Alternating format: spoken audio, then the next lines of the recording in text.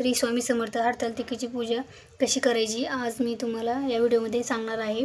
हरतालिकेची पूजा ही पार्वती मातांनी आपल्याला भगवान शिवशंकर हेच पती मिळावे म्हणून केली होती. त्यांनी आपल्या सखीसोबत जंगलात जाऊन ही पूजा केली होती. जंगलात वाळू आणि त्यांना ज्या झाडांची त्यांना फळे मिळाली व त्यांनी बेल व श्रावण महिन्यात जे काही फुलांची पाने मिळाली, फुलांची व फळांच्या झाडांची पाने त्यांनी वापरून ही पूजा केली.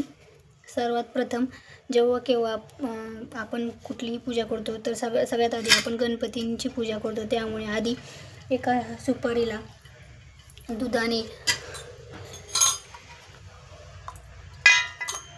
दुधाने अभिषेक घालायचा.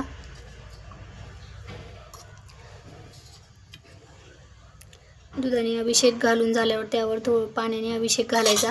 पाण्याने अभिषेक घालून झाला की सुपारी पुसून घ्यायची. खाली थोडे तांदूळ टाकायचे आणि त्यावर सुपारी मांडून घ्यायची. मी पिंड आधीच बनवून घेतली आहे. महादेवाची पिंड ही वाळूने बनवायची, कारण पार्वती मातांनी वाळूनेच ही पिंड बनवली होती. मातीचा वापर करायचा नाही. मी पिंड बनवली आहे आणि इथे 2 सख्या बनवते.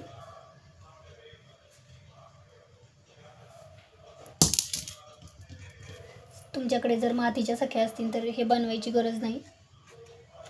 मी वाळूच्या बनवल्यात.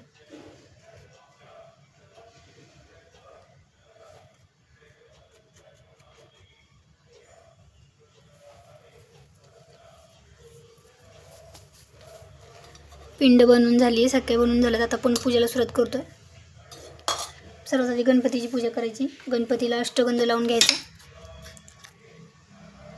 अष्टगंध लावून झाल्यावर हळदी कुंकू व्हायचं. नंतर आता आपण पिंडीची पूजा करूया. पिंडीची पूजा करताना सर्वात आधी अष्टगंध लावायचा. कुठलीही पूजा करताना जर ते देव असतील तर त्यांना आधी अष्टगंध लावून घ्यायचा आणि माता असतील तर त्यांना हळदी कुंकू व्हायचं. अष्टगंध लावायचा. अष्टगंध लावून झाल्यावर हळदी कुंकू वाहून घ्यायचं. हळदी कुंकू नेहमी इथे व्हायचं, माता पार्वतीच्या ठिकाणी. इथे व्हायचं नाही हळदी कुंकू.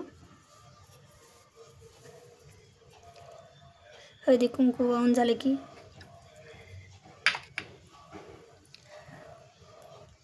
कापसाने बनवलेले हे वस्त्रमाळ घालतोय आपण.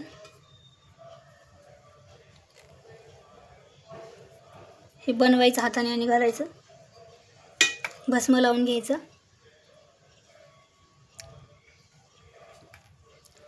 दोन्ही सख्यांची पण पूजा करूया. हळदी कुंकू व्हायचं दोन्ही सख्यांना.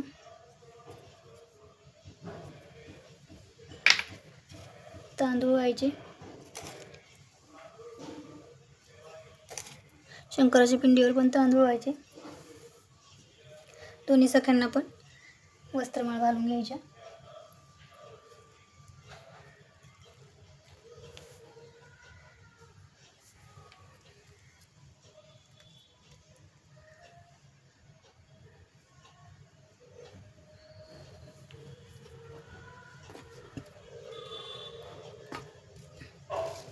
बेल वाहून घ्यायचा पिंडीवर.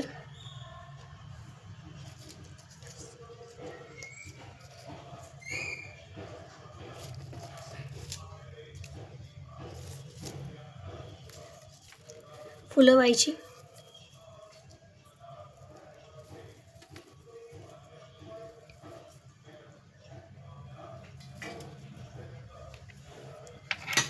दक्षिणा ठेवायची.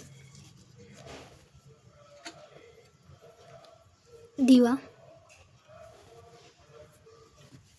5 फळे ठेवायची.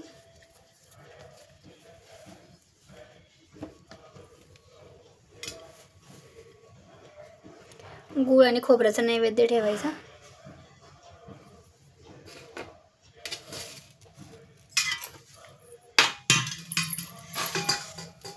आणि आपली पूजा करून झाल्यावर कथा वाचून घ्यायची. कथेसाठी लागणारं हे पुस्तक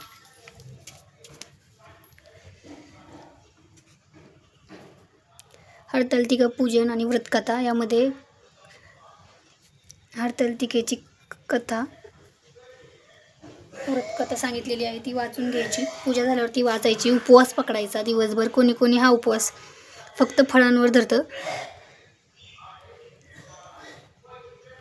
व कोणी कोणी पण दोन्ही टाईम हा उपवास धरावा लागतो. कुमारिका पण हे पूजन करतात चांगला पती मिळावा म्हणून. आपल्या पतीच्या दीर्घायुष्यासाठी हे व्रत केल्याने चांगले असते. कुठलीही पूजा करताना आपण सकाळी लवकर उठायचे, घरातल्या देवांची पूजा करायची आणि नंतर आपली ही पूजा करायची.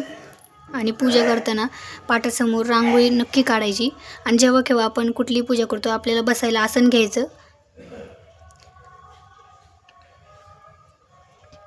हरतालिकेची कथा वाचून झाल्यावर आरती करायची. आरती केल्यावर नैवेद्य दाखवायचा.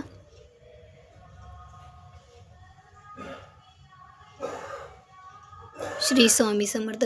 व्हिडिओ आवडला तर लाईक नक्की करा, कमेंट करा आणि शेअर करा. सबस्क्राईब करायला विसरू नका. थँक्यू.